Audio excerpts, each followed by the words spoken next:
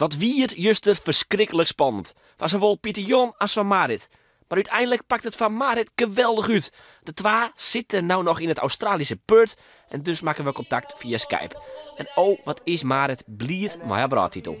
Ja, zeker weten. En we wisten dat het echt keihard vechten weer van begin tot einde. En het is best wel pittig geweest en het is echt een drege week geweest. Maar ja, dan is het wel echt een opluchting. En ja, dit gaan we zeker even vieren, zeker weten. En Marit kreeg ik een bijzonder telefoontje. De minister-president Mark Rutte feliciteerde haar namelijk. En ik kreeg ze de felicitaties van de koningin via een fax.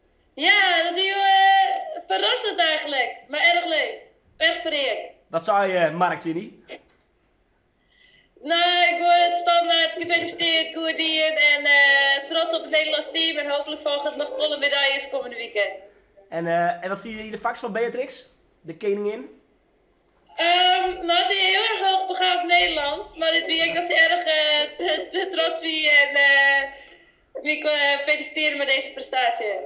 Volle skilde trouwens net of Marit wie gewoon tweede worden. Ze moest namelijk de Belgische Evie van Akker 2 plakken achter haar houden. En in de race is de situatie al wel zo dat Van Akker eerste is en Marit op grote afstand zit. Als de peken tocht, ik red het net. Nou, ik ga eigenlijk vooral toch om heel het gas te gaan. Ik denk bij de koplopers te blijven, voorin blijven, want er is van alles mogelijk. En het pas op het laatst beslist. En ik ben blij dat op het laatst in mijn voordeel is beslist. De prestatie van Pieter Jan is vanzelfs geweldig. Tweede van de wereld en dat al voor de tweede keer. Maar wat ziet hij er dichtbij? Hij wint de medalrace en mat de Engelsman Scott Giles dan 2 plakken achter hem houden. Hier lang slag het dat ik, maar aan het eind van de race helle Giles een Deen in. Steert hij tweede en komt Posma 1 plak en 1 puntje te kwad van de wereldtitel. Pieter Jan, bist je nou blied met zilver? Hoi. Of bist je toch teleurgesteld? Hoi.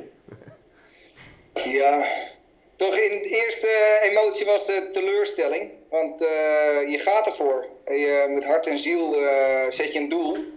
En dat was wereldkampioen worden. Dus de eerste emotie was teleurstelling. Nu is het trots. Ja. En daar ben ik hartstikke blij mee. Ja. Ja. En nu is er zat dichtbij, hè? Het was bizar.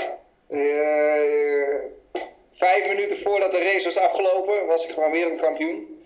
En ik heb die race gewonnen. En er moest 1 plek tussen zitten. Ja. En diegene die ertussen lag, een Deen, ja, die werd ingehaald door die andere man, Scott Giles. En dat was te weinig. Hey jongens, super bedankt. Jo, dankjewel. Nog op stap vanavond? Nou, het laatste 2 joen al best, dus dat joen denk ik even rustig hoor.